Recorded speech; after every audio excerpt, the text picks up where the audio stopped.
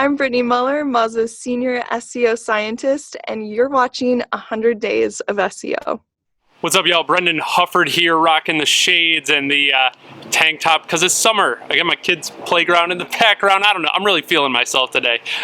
So I'm excited. I'm so happy today I get to share with you an interview I did with Britney Muller. She's the senior SEO scientist at Moz, one of the smartest SEO people I know.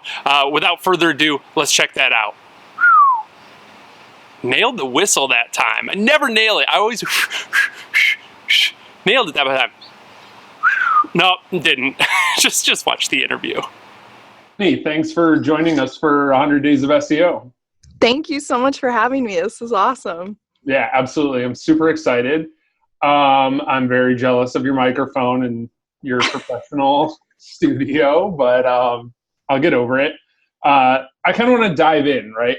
And I guess what I want to start is you've been doing SEO for long enough that you've seen trends come and go and things get hot for a little bit and then they're not cool anymore. People say do this or don't do that. And it just seems to be so much opinion. So I wanted to get your take.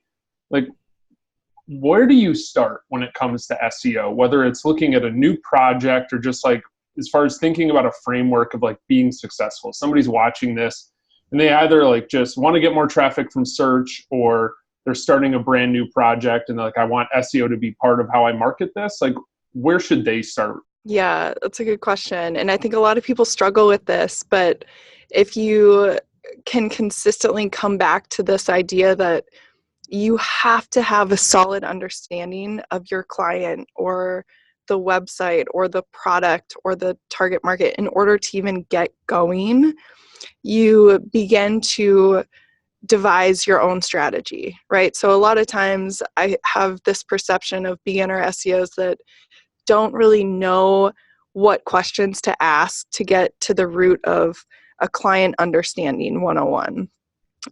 If you're able to have those conversations and if you're able to understand what metrics people care about and what that end goal looks like, then you can kind of work backwards. So I think it really comes down to asking the right questions and figuring out what those primary KPIs look like for you and for the specific project. What if they're not doing like client work? What if they have their own, like maybe they're just a blogger or something, or I have a website and maybe I want to sell some ebooks or something based on my expertise about growing succulents in my window garden or something. Like what, Right. what are some things they can start to think about, like as far as their user, since they may not have clients per se, but like their user, whoever's going to visit the website, how would you start thinking about that?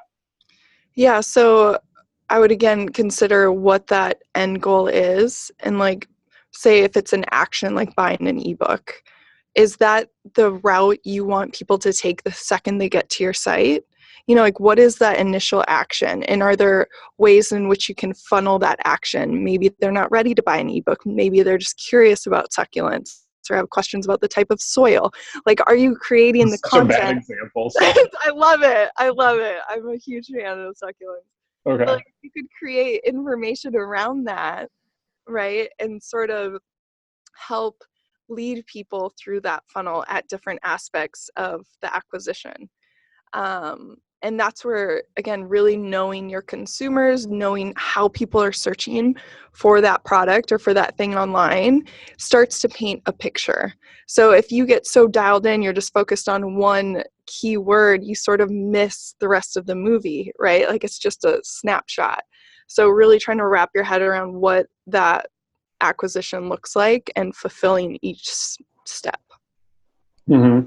Yeah. So once I kind of have that nailed down, what are some other like beginner SEO mistakes that you see pretty often? I know that especially working at Moz, you have some really good resources for beginners and other resources, right, for more advanced SEO strategies and things like that. But I know that the Moz Beginner's Guide has been this thing that has existed for quite a while and has been helpful for a lot of people. Do you know, this is such a random question, do you have any idea how many like total people have looked at that? I know it's gone through iterations, but like how many total people have even looked at that? Over 10 million. That's outstanding. That's so I know. crazy. I know. It's so wild. It's really wild. It seems like you have this really good handle on mistakes beginners make? Like, what are other mistakes you see beginners making when it comes to SEO? Yeah, that's such a good question. So I think at a really fundamental level, it's everything from, not having a sitemap, ignoring like your robots.txt, and not even having your domain configured properly. So a lot of beginner SEOs aren't even checking for the HTTP versus HTTPS versions, or the www versus non-www, right? Is that all redirecting to the same URL, or do you have duplicate versions of the site? When you start with the website, you should start your work based on how Google is going to crawl, right? The accessibility of it. So what does the navigational structure look like? Is it beneficial to both search engines and users? Does it make sense? Is it easy to follow? It's sort of that, don't make me think mentality, right? Mhm. It should be really intuitive to use, and then following the short URL structures that make sense. Those are all kind of like beginner 101s that we see flubbed pretty frequently. Yeah, it makes me want to go check my own website, right? Yeah. But I think, yeah, I would totally agree with you. I think this is something that's funny. It keeps coming up again and again in having conversations with people who really know SEO, like yourself, is that people get into it without a basic understanding of how the internet works and how a website works. Yeah. It's content and it's links, and I know those things, but they don't understand like what a server is or what. And I'm not saying you have to be like have a developer background or anything like that, but if you don't know that there's like physical copies of your website that get served to people, and physically the closer it is to them, the faster it is, like it actually matters. Yeah. Like people just don't have that basic understanding. And I'll be honest, like I kind of had an understanding of things, but in doing this 100 Days of SEO project, I've started to do a lot of research around it because I wanted, Nick Eubanks was one of the first people to point it out to me. And I'm like, oh yeah, people should really know that. I was like, I don't know. So I figured it out, and it's really, I can be honest, like it's really not that hard to figure out. But yeah, Right. like you said, like people don't know what a robots file is, and it sounds intimidating, but these are really like a 90-second YouTube video away from you understanding. Yes, exactly. And it makes all the difference between you being available in search and you not being available in search, right? So it makes a huge difference. You could be doing all the SEO in the world, but if you don't have that configured properly, or if you're disallowing Googlebot from even crawling your site, no one's going to find you, right? So that's why it's always step one in my brain, and I try to instill into others, is really to take that first initial step. Yeah, I was looking at somebody's website the other day, and we found that like their whole blog, for some reason, their robots file, somebody deleted part of it, and it was supposed to disallow the press admin, and it just said disallow with like the slash, which means the whole website. Yeah. And just it was quickly in real short order. They're like, why are all my keywords going away? Like I just looked and we're down like 90% from last month, and it's just like, geez. Yeah. But I mean, luckily it wasn't anybody's website that I was working on, but it was still like a pretty wild. But they didn't even know to check Right. that robots file could be a thing, an issue. What about, I want to, we always talk about like mistakes, and like beginner mistakes and advanced mistakes, but I think you have some really interesting thoughts around like opportunities for people that are more advanced in SEO. Like they have the basics, they know how the internet works, they have figured out content and links and really what Google wants to see, and kind of sussing out like search intent and everything. Yeah. What are some of the opportunities that you're seeing now for like more advanced SEOs to really take advantage of like new technology and things? Yeah, so there's a couple really exciting ones. One being this sort of, I don't want to say if it's a newer idea or it's just been talked about more recently in this last year, of the idea of Google crawling and indexing your site. Let's say you have a really large site. Those index pages affect the perceived quality of your site, right? So there's this kind of fresh idea of if you prune your site and if you prune old content, if you delete it, redirect it, it can give you a boost in the Google's perception, right, of your site quality, which is really interesting. A lot of sites have seen boosts from this, and it makes sense not only from a search perspective, but from a user perspective as well. You don't want old, outdated content affecting your traffic or people that are coming searching for things on your site. Another one is not optimizing for internal linking. So if you think about it and you think about the structure of the web, you often think of these things like trees, right? Or that your homepage has all of these links from all the other pages on your site. It's very similar for Google to take a look at what are the important pages on your site and how many internal links do you have directing people, right? Directing your traffic to these pages that we should consider more, authoritative per se. So there has been lots of really interesting studies happening recently around optimizing for that internal linking structure and seeing that work really, really well. So that's super exciting. Oh, my lights just went off. But it's like the easiest way to do link building, right? You're not asking someone for a link. You have all this content on your site, and now you're just optimizing the flow of traffic and bots to your most important pages. Another one I have here is ignoring log files. I think is a super common advanced mistake. And I don't know, I'm a huge fan of log file analysis because it's literally black and white. It shows you what Googlebot is doing on your site, and it's fascinating, the stuff you can get from it. It just starts to paint a picture of what are the common URLs it crawls, what are the common URLs that are returning 404s, 500s, you name it. How can you better optimize for that crawl budget? Because you only see Googlebot crawling a certain number of times per day. It might as well be on your really high quality content, right? And not these silly, broken JavaScript links that you have throughout your page, stuff like that. And then, the biggest opportunity that I think was touched on briefly at Traffic Think Tank a little bit in the Q&A stuff is just nurturing relationships better. And I think this goes for whether you work with clients or you're doing your own thing. I think there's still so much opportunity to just connect with people a little bit better and more often, or have a process around that so you're not dropping the ball on things. I think we don't talk about that enough as an industry, and it's so applicable to what we do, right? Like that goes right back to like link building or sales, you name it. Like I think there could be a lot more discussed there and opportunities available. Yeah, I think those are all really good points.